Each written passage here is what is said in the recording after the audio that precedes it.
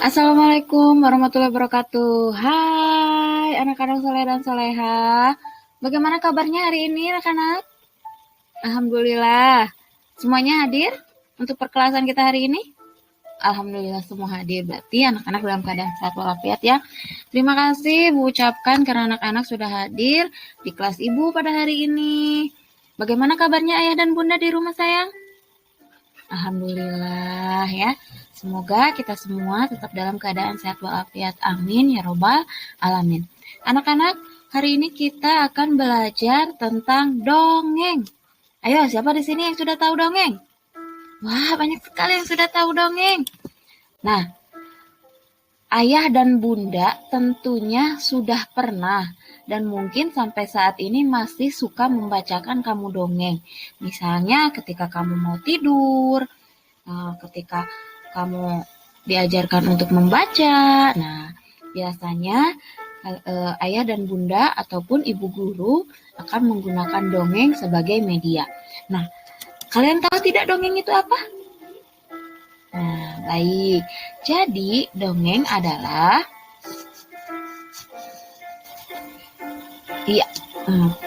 dongeng adalah karya sastra yang berisi hayalan.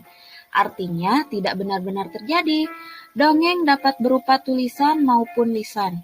Dongeng berfungsi untuk menghibur dan mendidik karena dongeng terdapat pesan moral atau nasihat baik yang bisa kita terapkan dalam kehidupan sehari-hari.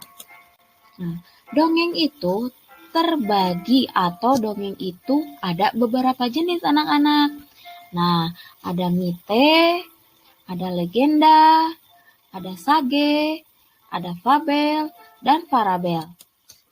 Nah, tentunya dengan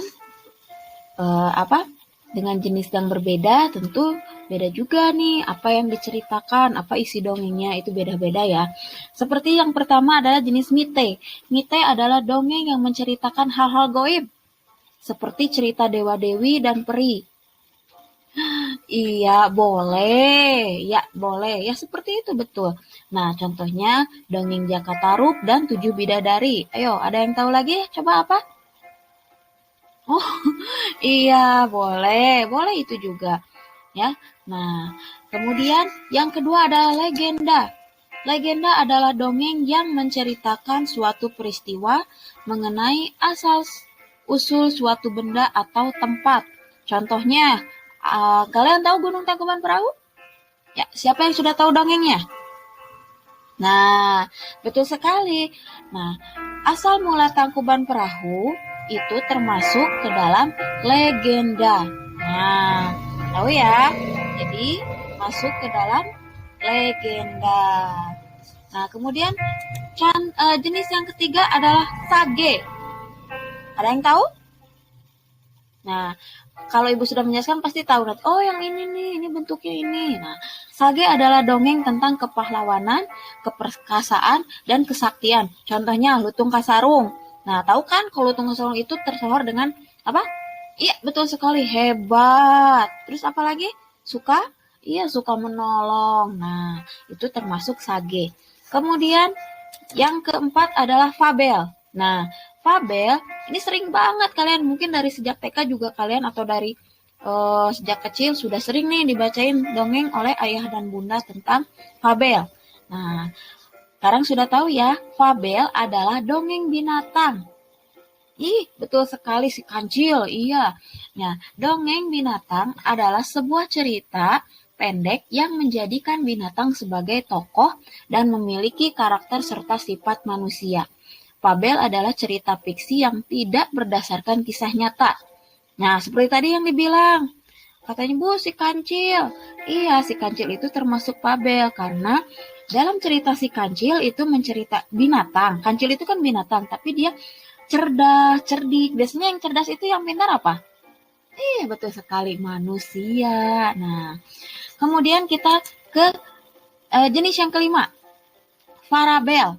Nah, parabel adalah dongeng yang ceritanya mengandung nilai-nilai pendidikan atau cerita pendek dan sederhana yang mengandung ibarat atau hikmah sebagai pedoman hidup. Contohnya dongeng Malin undang. Nah, ini termasuk dongeng apa? Dari tadi 5 jenis yang Ibu jelaskan. Betul sekali, ini adalah jenis fabel. Kenapa ini disebut dongeng fabel? Karena satu, tokohnya di sini adalah kancil dan singa. Iya, betul sekali. Fabel, walaupun fabel itu cerita tentang binatang, tapi fabel sama seperti dongeng atau cerita lainnya, memiliki tokoh, karakter, sifat tokoh, latar, dan amanat. Nah, sudah tahu belum tokoh itu apa? Nah, sekarang unsur-unsur dalam cerita ataupun dalam fabel sama dengan seperti dongeng yang lain. Ada tema, ada tokoh, ada watak, ada latar. Tema adalah pokok pikiran yang melandasi sebuah cerita. Nah, kalau tokoh adalah pelaku yang berperan dalam cerita. Kemudian watak. Watak adalah sifat yang dimiliki tokoh dalam cerita nih. Kayak si kancil pintar. Nah, itu berarti apa? Iya, betul, watak. Latar itu tempat. Nih, cerita si kancil itu terjadi di mana? Ya, terjadi di hutan. Nah, berarti latarnya itu adalah hutan. Seperti itu. Nah, kemudian yang kelima adalah alur. Alur adalah rangkaian peristiwa yang membangun cerita tersebut. Misalkan si kancil, apa? Betul sekali, boleh seperti itu. Nah, setelah alur, kemudian ada amanat. Amanat adalah pesan yang terkandung dalam cerita. Nah, coba kita baca dongeng bareng-bareng yuk. Ibu punya satu dongeng nih. Kita baca kisah Tupai dan Kera. Di sebuah hutan tinggallah Tupai dan Kera. Tupai dan Kera hidup bertetangga, namun Tupai tidak suka kepada Kera. Pada suatu hari, Tupai sedang berjalan-jalan sendiri. Ia pergi untuk mencari makan. Saat sore hari tiba, Tupai pun bergegas pulang. Ia menyeberangi sungai yang deras. Malang bagi Tupai. Malang bagi Tupai, ia terpeleset saat menyeberangi sungai. Makanannya pun jatuh dan terbawa aliran sungai. Ia pun bersedih di tepi sungai. Kera melihat Tupai yang sedang bersedih. Ia menghampiri Tupai dan bertanya, "Mengapa kamu bersedih?" tanya Kera. "Makananku terjatuh ke sungai dan aku sangat lapar," kata Tupai. Merasa kasihan pada Tupai, Kera pun memberikan makanan yang ia punya. Tupai berterima kasih kepada Kera. Mereka pun akhirnya berteman selamanya. Tokoh dalam cerita tersebut, dalam dongeng yang tadi Ibu bacakan dan kita baca bersama-sama adalah Tupai dan Kera. Iya. Nah, cerita tersebut berlatar tempat di hutan dan tepi sungai. Tokoh Kera mempunyai sifat apa, anak-anak? Iya, betul sekali. Dia suka menolong ya. Dan tokoh Tupai bersifat tinggi hati. Fabel tersebut menceritakan hubungan Tupai dan Kera yang bertetangga tetapi bermusuhan. Nah, itu tidak boleh dicontoh ya, karena sesuatu hal yang tidak baik. Mereka akhirnya bersahabat karena Kera menolong Tupai yang sedang kelaparan. Pelajaran yang bisa kita ambil apa dari dongeng tadi?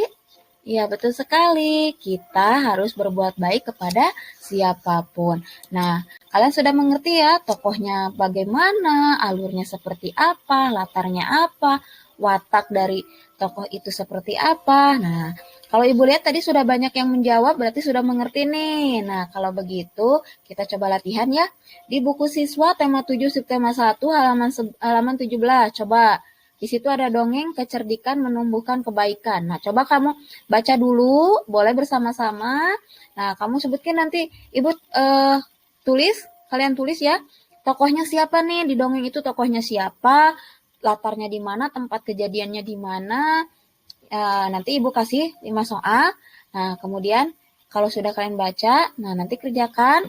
Kalau sudah selesai, segera laporan ke Ibu ya. Nanti Ibu nilai. Oke, anak-anak. Kalau sudah mengerti, Ibu cukup sekian ya untuk perkelasan kita hari ini.